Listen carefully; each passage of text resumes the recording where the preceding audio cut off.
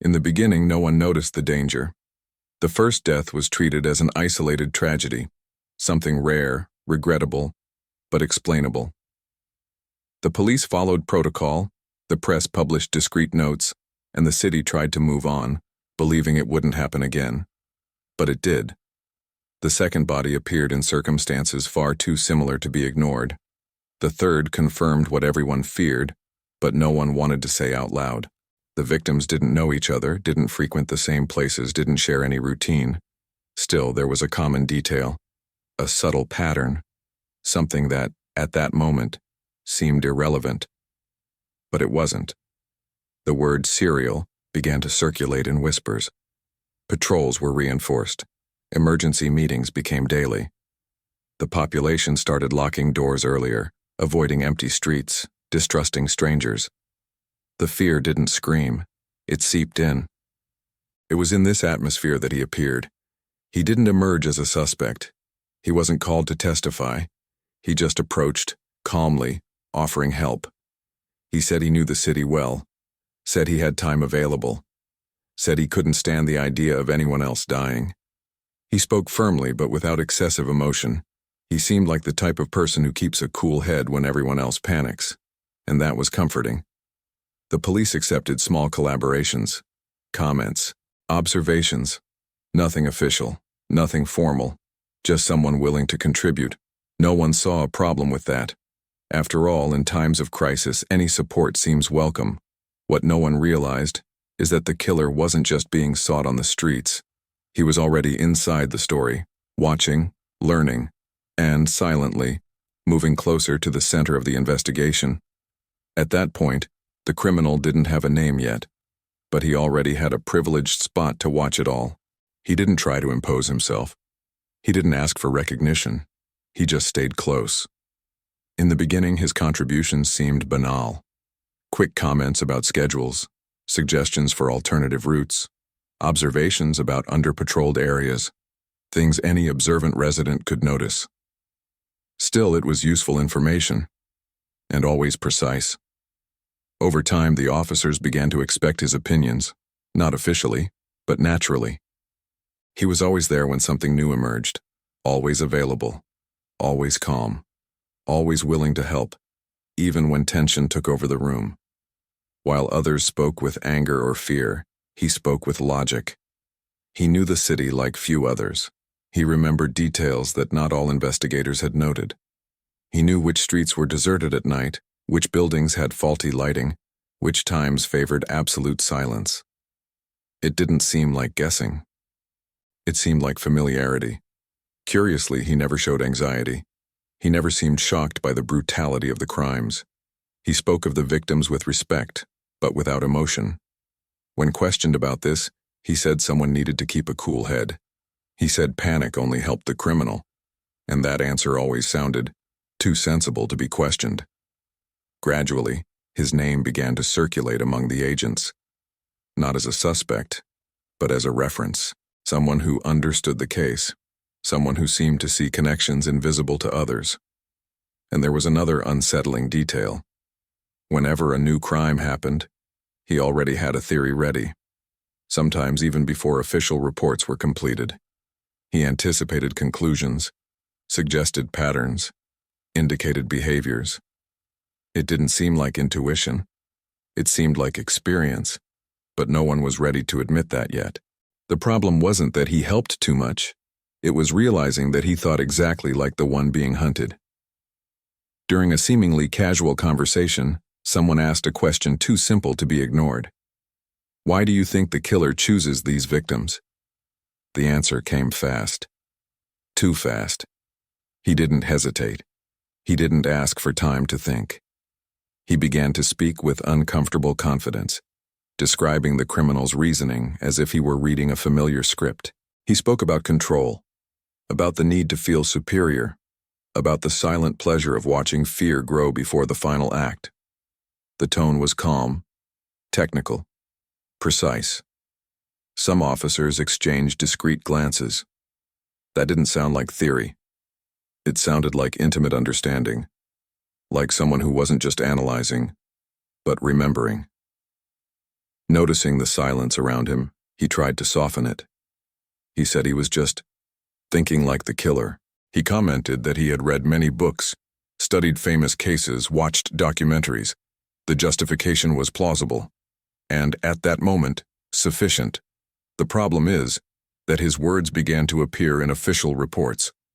The psychological profile drawn by investigators matched too closely with what he had said days before. It was as if the investigation was chasing conclusions he had already reached. Whenever a new detail emerged, he seemed to confirm something he already knew. He showed no surprise. He just nodded, like someone seeing a piece fit into the right place. And then it happened. During a discussion about one of the crime scenes, he mentioned a specific detail. Something small, a gesture, a positioning of the body, an element that had never been released to the press. When he noticed the looks around him, he tried to correct himself. He said maybe he had read it somewhere. He said he could be confused, but he wasn't. That information only existed in an internal report. In that instant, for the first time, someone in the room thought the same thing. How could he know that? The comment was ignored at the time. No one confronted him. No one made a scene. But the information didn't disappear. One of the investigators mentally noted the detail and decided not to mention it to anyone else. Not out of immediate suspicion, but out of instinct. Something in that speech didn't fit. It wasn't just what had been said. It was the naturalness with which it came out. In the following days, that same officer began to observe more closely. Small gestures, subtle reactions, the way he behaved when hearing new information, or more precisely, the lack of reaction. When a new crime was confirmed, everyone showed shock, some anger, others frustration, not him. He just took a deep breath, like someone who already expected it. Then he began to speak, suggesting paths, hypotheses, possibilities. Always ready, always organized, always a step ahead. The investigator decided to review previous records. He noted everything the volunteer had said since the beginning: times, observations, suggestions. When he put everything in chronological order, something became too clear to be a coincidence. Some of the information he provided could only have been known by someone who was present at the crime scenes. Not someone who read reports, not someone who heard rumors. Someone who saw it with their own eyes. Even so, there was still no proof. Just a growing unease. The police continued the investigation normally, but, in silence, they began to watch him. Nothing changed in his posture. He kept helping. He kept smiling. He kept making himself indispensable, and that was exactly what made him dangerous. Because the more comfortable he felt, the more he talked. The mistake that would expose him wouldn't be big. It would be too small to be ignored. The surveillance began discreetly. No interrogations, no accusations, just heightened attention. Every word he said was recorded. Every comment compared with data that hadn't been released yet. And then the pattern appeared. Whenever a new crime occurred, he changed his behavior slightly in the hours before. He arrived earlier. He talked less. He observed more. As if he were waiting for something that only he knew was about to happen. When the news became public, he showed no surprise. He just nodded, as if confirming an internal prediction. Then he would start leading conversations, suggesting lines of investigation that, curiously, moved the focus away from specific points. It didn't seem like an error. It seemed like strategy. The investigator watching him decided to cross-reference data, crime times, locations, and something even more delicate, his presence in the preceding days. Nothing direct, nothing obvious, but always close enough to raise doubts. On one occasion, he provided an exact time for a crime that was still under analysis. He said it so naturally that no one noticed immediately. Hours later, the report confirmed exactly that window. There was no way to explain that as a coincidence. Even so, the police needed something concrete, a false step, a slip-up, because accusing someone so involved in the investigation without proof would be disastrous. They decided to do something risky. They released false information. A non-existent detail. Something small, but specific. Just to see who would react. And someone reacted. By repeating the false information as if it were true, he revealed something that couldn't be unsaid. The false information was carefully planted. A detail too specific to be guessed. An element that never existed at the crime scene but seemed plausible enough not to raise immediate suspicion. Just a small mistake, if someone repeated it. Few people had access to that information. No journalists, no civilians. Only the internal team and, by calculated oversight, him. Hours later, during an informal conversation, he mentioned the detail. Not as a doubt, not as a hypothesis, but as a confirmed fact. He spoke with the same confidence as always, as if he were just helping to organize the pieces of the puzzle. The silence that followed was different from all the others. No one confronted him. No one reacted. They just exchanged quick looks, aware that something irreversible had just happened. The trap had worked. From that moment on, the investigation took two parallel paths. One continued officially searching for the killer. The other watched every move of the man who believed he was in control. He didn't notice the change. He kept collaborating. He kept smiling. But now, every word of his was recorded. Every step followed. Every silence interpreted. And the more confident he became, the more he exposed himself. The investigator in charge knew it wasn't the end yet. One mistake wasn't enough. Something definitive was needed. Something that linked him not just to the knowledge, but to the act. And then the opportunity arose. A new crime seemed imminent. The patterns indicated it. The police decided not to intervene immediately. They decided to wait. They decided to see who would show up first. And someone did. That night, he approached a location that only the killer should know. The area hadn't been cordoned off yet. No patrol cars, no tape, no official statement. Still, he appeared. He said he was passing by. Said something didn't seem right. The justification sounded rehearsed, but calm enough not to raise immediate suspicion. The problem wasn't what he said. It was where he was. That location wasn't in any report yet. It hadn't been mentioned in meetings. It wasn't on shared maps.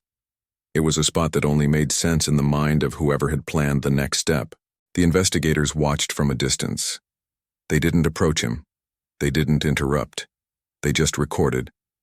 Every movement, every pause, every prolonged look at specific spots, as if he were checking something invisible to others. He walked slowly, stopped, took a deep breath. There was no body. Yet. But the behavior said everything. It wasn't curiosity. It wasn't chance. It was recognition. Like someone revisiting a scene they already knew intimately. Minutes later, he walked away. He didn't seem nervous, he didn't seem hurried, just satisfied. As if he had confirmed something important. Hours later, the call came. A body was found exactly in that area. Now the coincidence had surpassed any acceptable limit. It was no longer just advanced knowledge. It was presence. It was anticipation. It was absolute control of time and space. The police could no longer ignore it. But one crucial question remained: how to prove he wasn't just an extremely unlucky onlooker? The answer would come fast, and it would be definitive.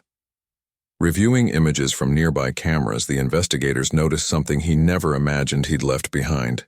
The images weren't sharp, grainy, shaky, imperfect. But they were enough. Security cameras near the site recorded him passing through hours before the body was found. Nothing illegal at first glance. Just a man walking, stopping for a few moments, looking around. The kind of image that would normally be discarded. But when the investigators compared the times, something became clear. He wasn't there by chance. He arrived before any alert, before any police movement, before any logical reason to be at that specific point. More than that, his path didn't make sense for someone who was just passing through. He avoided lit areas. He chose secondary paths. He stopped exactly where the body would be left hours later. The images showed something even more disturbing. At a certain point, he looked directly at the camera, not like someone realizing they are being filmed, but like someone who already knew it was there. A quick look, controlled, almost confident. From that moment on, the internal investigation ended. The police no longer needed theories. They needed to act. But acting too soon could ruin everything. They decided to wait for the right moment, the instant where he could no longer explain his presence, nor justify his knowledge, nor manipulate the narrative. That moment came faster than expected. In an informal conversation, he commented on something that wasn't in any report yet.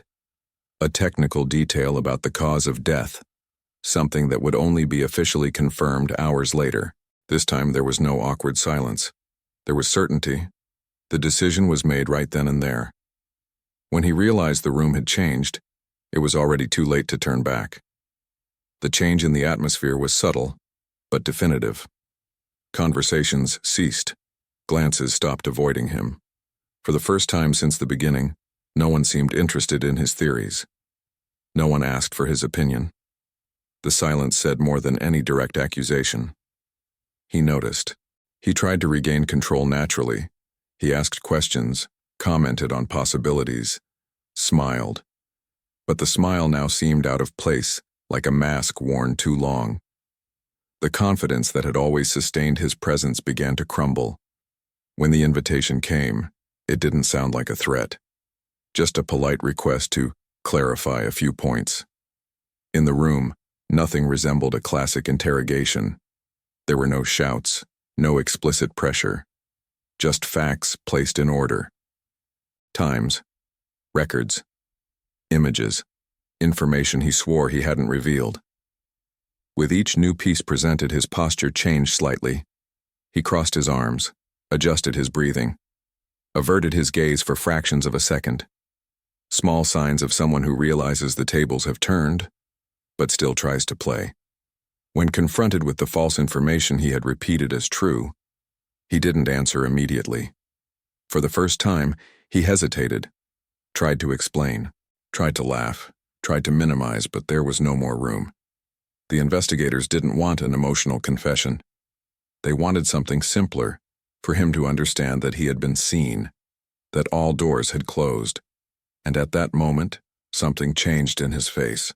It wasn't fear, it wasn't guilt, it was frustration. Only one question remained, the only one he couldn't answer without completely exposing himself. The question was asked calmly, no accusation, no emotion. Why were you there? Before everyone else? He fell silent.